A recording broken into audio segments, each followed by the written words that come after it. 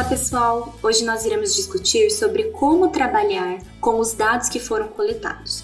E o objetivo da nossa aula é compreender de que forma será realizada a inserção dos dados coletados em planilha Excel.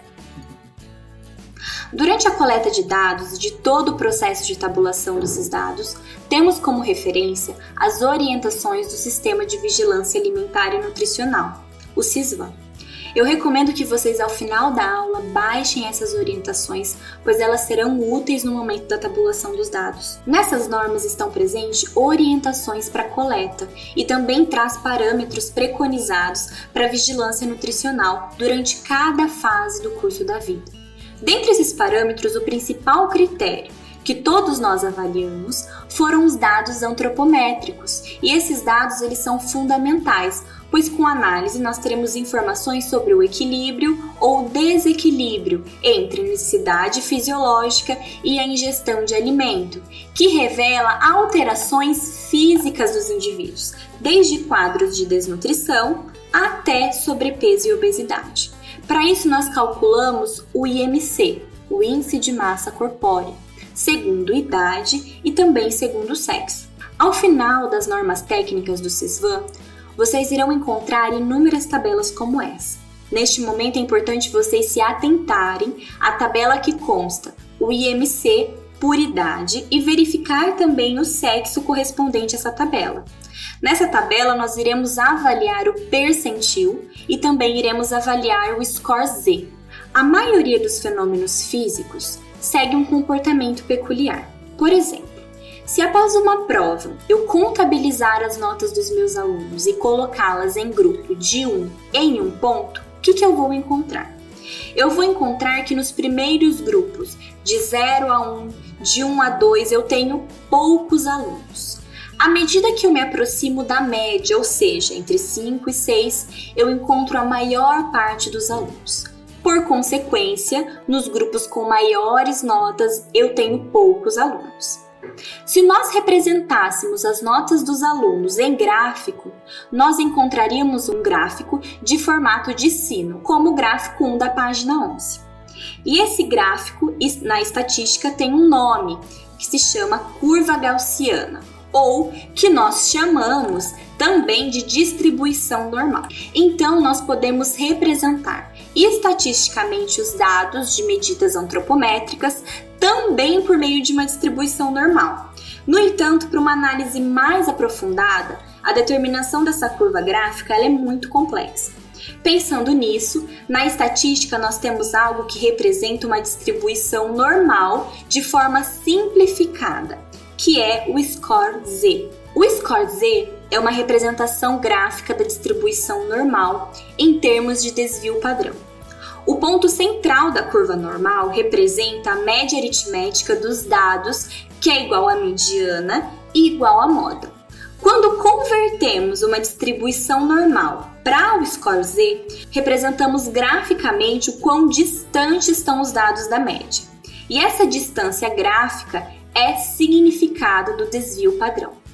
A definição estatística de score Z para nós é que refere-se a uma posição ocupada por uma determinada observação no interior de uma distribuição. E ele é calculado mediante o valor observado menos o valor da mediana de referência dividido pelo desvio padrão da população de referência. Agora, se quisermos representar os nossos dados agrupados em ordem crescente em percentagem, como faremos? Bem, primeiramente nós deveríamos colocá-los em ordem crescente e daí então dividi-los em N classes necessárias. Por exemplo, se quiséssemos encontrar o percentil 40, poderíamos dividir os nossos dados, já colocados em ordem em 10 classes, e então acharmos o valor respectivo, a percentagem da quarta classe. Mas, de fato, o que significa o percentil? O percentil ele significa a percentagem de dados representados até o determinado valor, ou seja, se falamos, por exemplo, que o percentil 40 do IMC de crianças de 5 anos é igual a 10, significa que 40% dos dados da minha amostra tem IMC com valor até 10.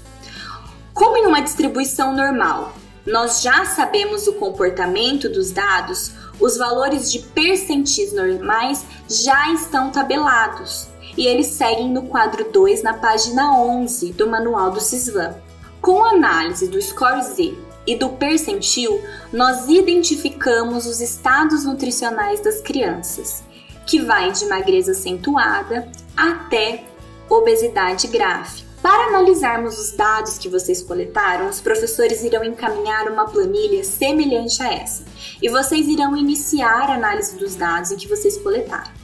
Cada turma terá uma tabela como essa. O cálculo do score Z já está configurado nessa planilha. Vocês precisarão apenas inserir os dados coletados. O primeiro passo é dividir os dados entre meninas e meninos, assim como está no slide. E em seguida vocês irão colocar a idade de cada criança em anos, em meses e meses totais. É importante que vocês calculem os meses totais de vida de cada criança, pois é com essas informações que vocês irão encontrar na tabela do Sysvan. O segundo passo é inserir o peso, a altura e o IMC. Lembrando que o cálculo do IMC é peso dividido pela altura ao quadrado.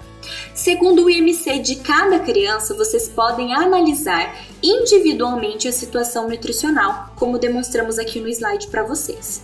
Embaixo dessa planilha, vocês precisarão inserir a quantidade de estudantes avaliados.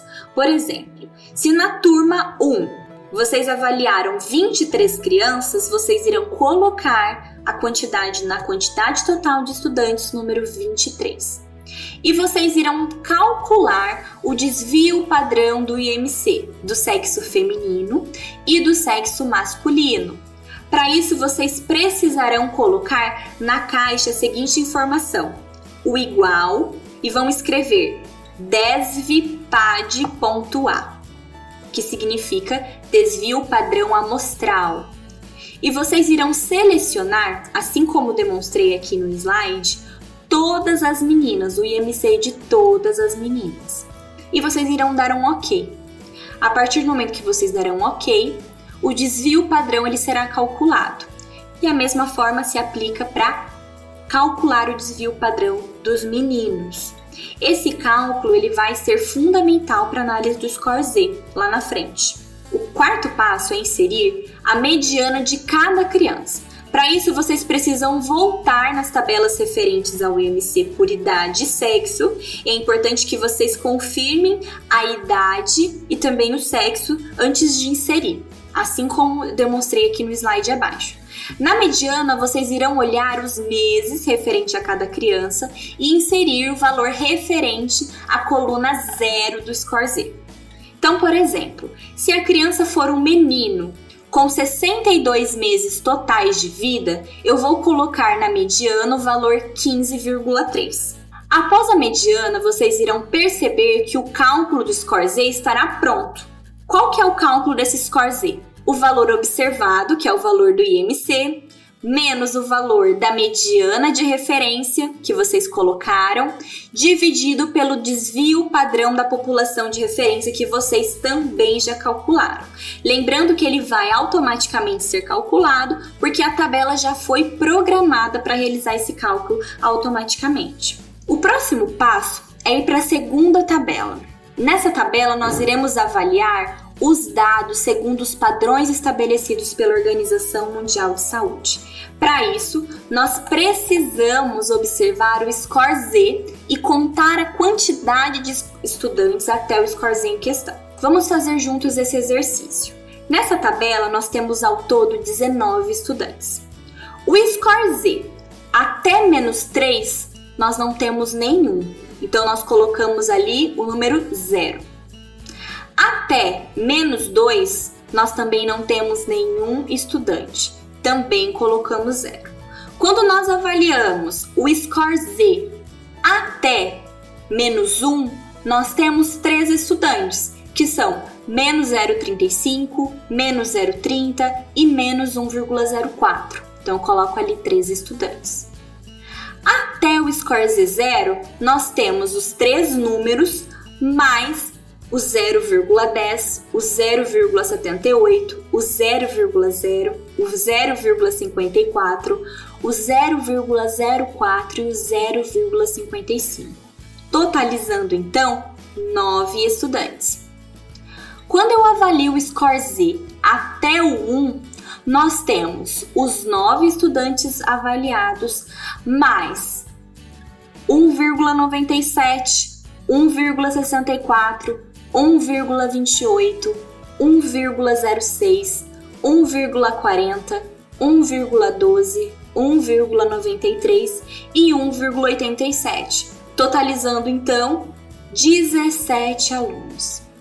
Quando nós avaliamos o score Z até o 2, nós temos os 17 mais 2, que são 2,89, 2,68, totalizando 19 estudantes.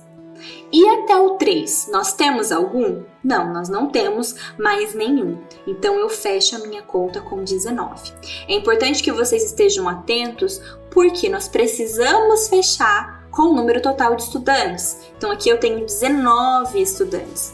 Então não tem como na minha tabela aparecer 20 estudantes ou 18 estudantes. Precisa fechar, totalizar o número total de estudantes avaliados. Logo abaixo, nós vamos contabilizar o número de estudantes que se enquadram nos parâmetros abaixo. Então, de -3 a -2 representa magreza. E nesse exemplo, nós não temos nenhuma criança que se encaixe. Do -1 até o 1, encontra-se o perfil eutrófico. Nesse exemplo, nós temos um total de 17 crianças que se encontram nesse perfil eutrófico. Do número 2, representa o sobrepeso, e nós temos duas crianças que se encaixam no sobrepeso. E no número 3, que representa a obesidade, nós não temos nenhuma criança, então nós colocamos ali o número 0. Atente-se, gente, que essa somatória ela tem que ser compatível ao número de estudantes avaliados. Agora, olha que interessante. Segundo os dados que analisamos, nós podemos concluir que nós temos 0% de crianças em estado de magreza, nós temos 89,47% de crianças eutróficas, nós temos aproximadamente 10,47% crianças em estado de sobrepeso. Isso tudo em referência à Organização Mundial de Saúde. Ao finalizar essa parte, um gráfico como esse será feito automaticamente. Esse gráfico ele representa os dados que acabamos de avaliar. Em roxo, nós temos o padrão estabelecido pela Organização Mundial de Saúde. E em laranja, representa os valores que nós acabamos de avaliar.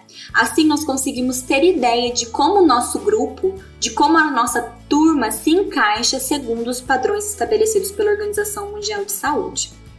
Nesse caso, a gente pode observar que nós temos um número maior de crianças eutróficas, que ultrapassam o valor preconizado pela Organização Mundial de Saúde.